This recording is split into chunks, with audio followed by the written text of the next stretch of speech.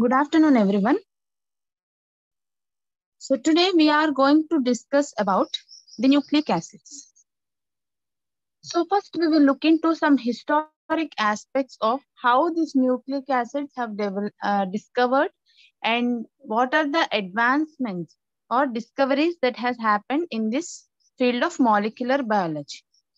So for the first time, this nucleic acid was isolated from nuclei of pus cell, and after isolation, they have given the name it as nuclein. Then later, when the scientists have tested for the properties of this nuclein, so they found that this nuclein is containing acidic properties. Hence, the name nucleic acid was given by Friedrich Mischer in 1869. So what is a nucleic acid? So nucleic acid is a polymer of nucleotides. So like amino acids, they make up a protein. So protein is a polymer of amino acids. So like that, nucleic acid is a polymer of nucleotides. So all these nucleotides together, they make up this nucleic acid. So these nucleic acids are located in nuclei of a cell. So nucleus already we have discussed in the previous classes. That is, this nucleus is present at the center of the cell and it is the largest organelle, and the genetic material is stored in this nucleic acid. So it is the hereditary determinant of living organisms. So nucleic acids are the actual ones which are inherited from parent to offspring. So it's a hereditary determinant. And it is having carbon molecules, hydrogen, oxygen, nitrogen, and phosphorus molecules. So there are two types of nucleic acids present in the cell. So they are DNA, that is deoxyribonucleic acids, and RNA, which is ribonucleic acid. So the name itself is deoxyribo and ribonucleic acid. So ribo means presence of sugar ribose in both DNA and RNA, but the only difference is that in the DNA, an oxygen molecule is absent. Okay, in the this ribose structure.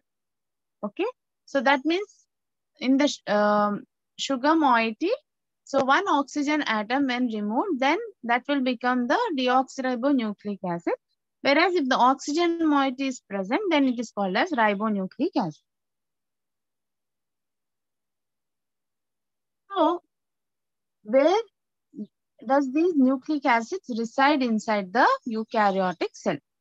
So, DNA is found in the nucleus, but also in some organelles like mitochondria and chloroplast. Whereas RNA you can see throughout the cell, because I told you like there are majorly three types of RNAs like tRNA, rRNA, and mRNA. Whereas minor in a small quantities, there are small RNAs like small nuclear RNA, small nucleolar RNA, small interfering RNA. Like that, we have micro RNAs. So many types of RNAs which are performing important function in the regulation of cells are also present. So these are mainly present in the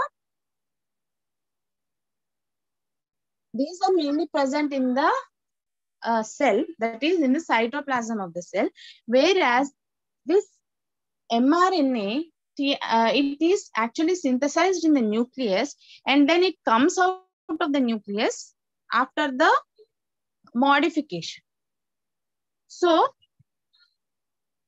RNA is present throughout the cell, whereas DNA is confined only to the nucleic acid and in the small amounts, that is in the mitochondria and chloroplast. So now we will look into the structure of nucleic acids. So nucleic acids are the polynucleotides. That means polymer of nucleotide. So nucleotides together, they form like a chain structure to form nucleic acids.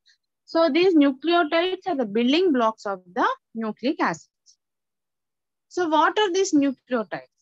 So nucleotides are energy-rich compounds. So in every like metabolism, so metabolism includes anabolism and catabolism. So anabolism is nothing but the synthesis, and catabolism is nothing but the breakdown. So in anabolism and catabolism together called as metabolism. So in every metabolic process, we can see the utilization of the energy coming from the nucleic acids, like from ATP, GTP. Okay, all these are also nucleotides. So they are providing the energy, especially ATP. So they serve as chemical signals which links the cellular systems that responds to hormones and other stimuli. So in response to the hormones or any ligand, when comes and binds to the receptors, there are some receptors called G protein coupled receptors. So in such cases or in secondary, so in the cellular signaling, cell signaling, so we can see that ATP is broken down or GTP is broken down to give GMP, so which further continues the cell signaling. So the structural component of enzyme cofactor and metabolic intermediates. So even in the enzymes, so enzymes are the proteins. So in some cases, the enzymes themselves, they cannot perform their function. So in such cases, usually cofactors or coenzymes are required. So these nucleotides also function as the cofactors for the nucleotides. So the nucleotides have three components or three units. One is nitrogenous base, phosphate, and a sugar moiety. So sugar is either ribose or deoxyribose. And nitrogenous bases are present and phosphate moiety are present. So this is the composition of the nucleotides. So this is a nucleotide structure. So phosphate, sugar, whether it is ribose or deoxyribose. So ribose in the case of RNA, deoxyribose in the case of DNA. And bases. So these nitrogenous bases are of two types. So purines and pyrimidines. So purines, they make up like there are two types of purines present, adenine and guanine. Pyrimidines are cytosine, thymine, and uracil. So this phosphoric acid. So first one is phosphate moiety. So it's present in the form of phosphoric acid. Its molecular formula is H3PO4. So here it is linked to a pentavalent phosphorus atom.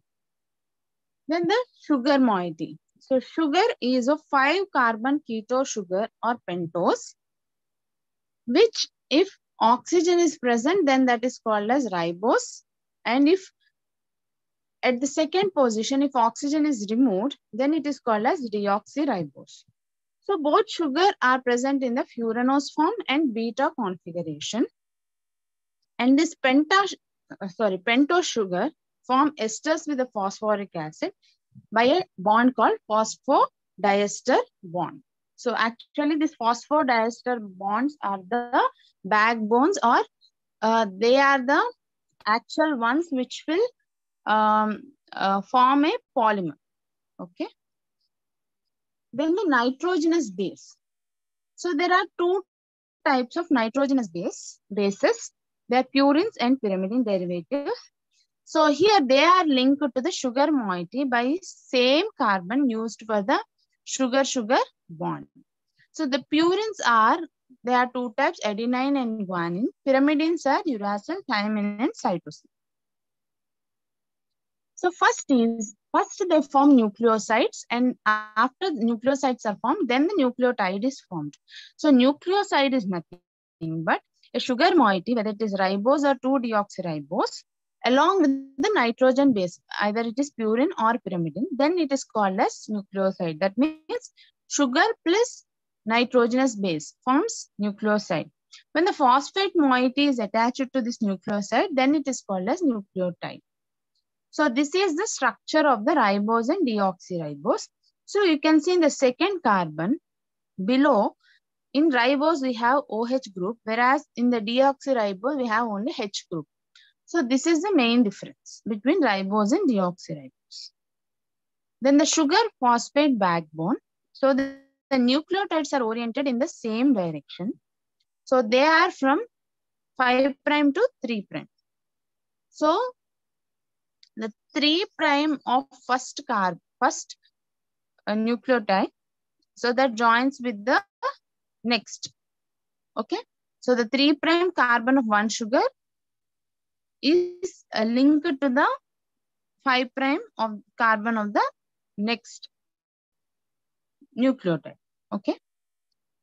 So in this way, the nucleotides are attached to each other by, this is called as polymerization. So the deoxyribonucleic acid. So what is the importance of this deoxyribonucleic acid or DNA? That is, every living organism contains DNA. It is a inheritance material, that is, it's a genetic material. It was discovered in 1960 by Franklin, Watson and Crick. Actually, the lady Franklin, Rosalind Franklin, she was the one who actually initiated the research on the structure of the DNA. But later, Watson and Crick have completed and they have given the evidence. And finally, they were awarded with the Nobel Prize. So there are series of experiments that were conducted on the DNA as a genetic material. And later, Human Genome Project was taken up. So to sequence the complete genome of the human DNA, which contains 3 million deoxyribonucleotide residues and contains 25,000 genes.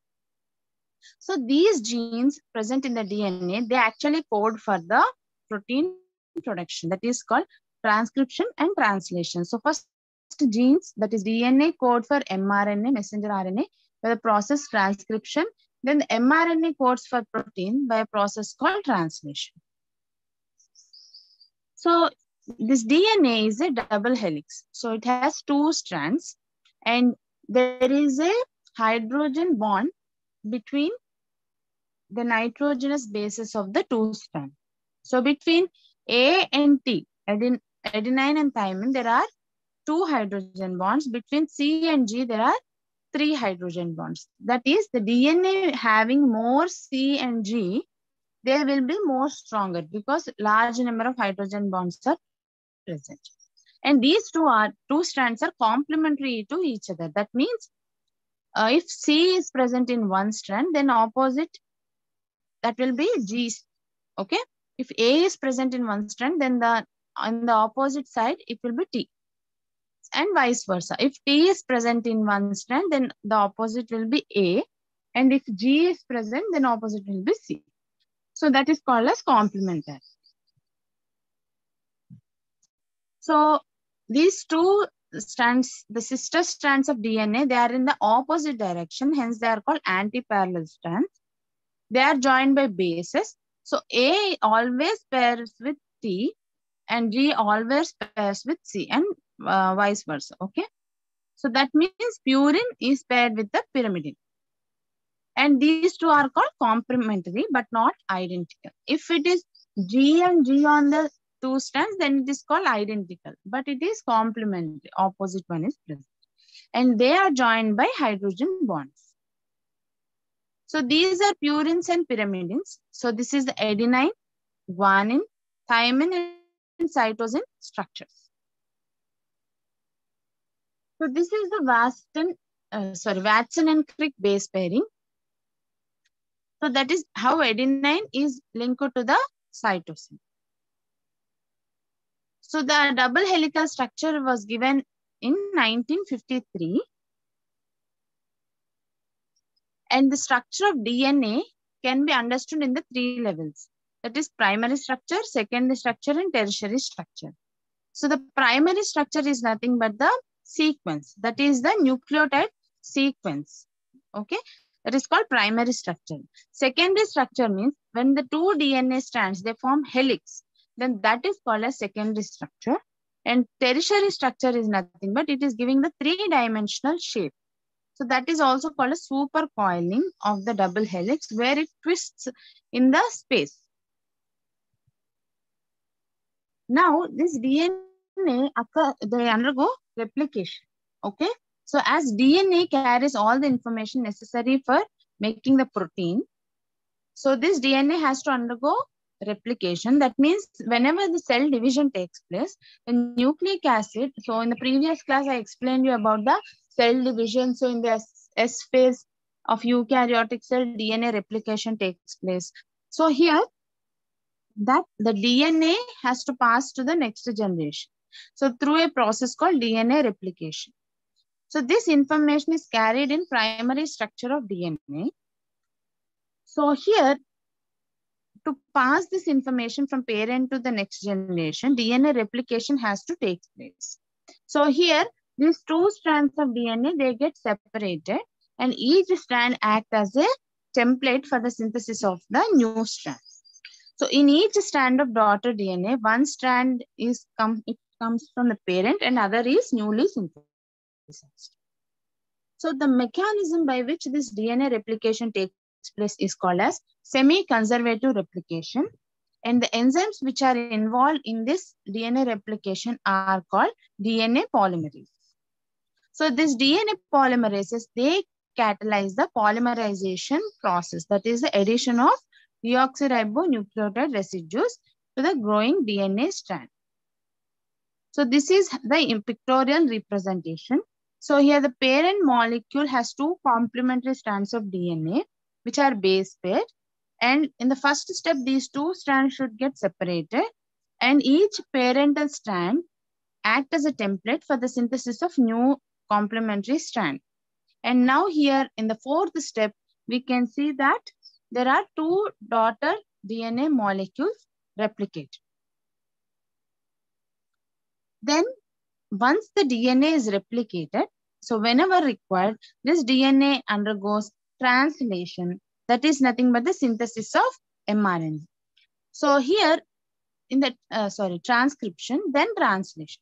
So in the transcription, this mRNA is synthesized by RNA polymerase, and this mRNA, it comes out of the nucleus and it enters the ribosomes. And in the ribosomes, these two subunits, that is larger subunit and smaller subunit, they together help in the synthesis of protein, which is called as translation. So here the tRNA is involved in the translation. Then the next type of nucleic acid is RNA, that is ribonucleic acid. So it's also long unbranched macromolecule consisting of nucleotides joining from 3' to 5' phosphodiester bond. So here the ribonucleotides in the RNA they can be very few or they can be in thousands. So the difference here is that RNA is structurally similar to DNA. It is also having sugar phosphate polymers, have nitrogen bases, but there are essentially three differences between DNA and RNA. So RNA contains different monosaccharide residues. That means RNA contains ribose and DNA contains deoxyribose. And RNA contains AGCU, that is uracil, instead of thymine. And RNA exists as single strand instead of double strand. So DNA is double stranded, whereas RNA is single strand. So this is the structure, how this RNA looks like. So usually when a DNA is synthesizing RNA, so here as usual C pairs with the T or C codes for the T, C codes for the G, that is cytosine codes for the guanine and guanine codes for the cytosine. But here adenine codes for the uracil. And okay, so that means when DNA is acting as a template, so wherever the adenine is there uracil is incorporated in the RNA molecule. So there are different types of RNAs and their functions were also mentioned in this table. So major RNA is messenger RNA or mRNA, which transfers genetic information from genes to ribosomes to synthesize proteins.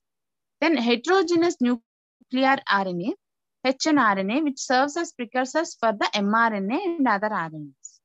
Then transfer RNA or tRNA, This mainly transfers amino acids to mRNA during protein synthesis. Then ribosomal RNA or rRNA, which provides structural framework for ribosome. Then small nuclear RNA, which is involved in mRNA processing. Small nucleolar RNA, which is important in processing of rRNA molecules. Small cytoplasmic RNA, which is involved in the selection of proteins for export. That means after the proteins are synthesized, they have to be selected where it has to get exported, the site of action. Then transfer messenger RNA, that is tmRNA, which is mostly present in the bacteria. It adds short peptide tags to the proteins to facilitate the degradation of incorrectly synthesized proteins. So this nucleic acid and protein synthesis involves replication, transcription, and translation. So the replication process is by which a replica or identical copy of DNA is made. And transcription is the process by which genetic messengers, that is mRNA, is copied to form this protein. And translation, in the replication, DNA is replicated. In the transcription, DNA gives rise to mRNA. And in the translation, this mRNA codes for the protein. So this is how it happens. So this is called as molecular dogma of, so it's a central dogma of molecular biology. That is, it is together called as gene expression. So the transcription, it is divided into 3 stages: initiation, elongation, termination, and processing. So the first step is that DNA produces mRNA. So here it involves 4 steps. So it's a continuous process, but for our understanding, we are dividing them into 4 steps. So initiation is nothing but where it has to start, that is at the starter box, and then continuation, that is the elongation takes place, and termination is where the terminator sites are present. Then it will stop the transcription. Okay. So here, this is the RNA polymerase which is involved. And once the termination takes place, that is, it is based on the genetic code. So code, there are start codons and stop codons here. Okay, once the mRNA is released, then based on the codons, proteins or amino acids are synthesized. That is, proteins are synthesized. So here the synthesis of proteins occurs at ribosomes, where this mRNA, which is synthesized after transcription, has to go out of the nucleus, enters the cytoplasm.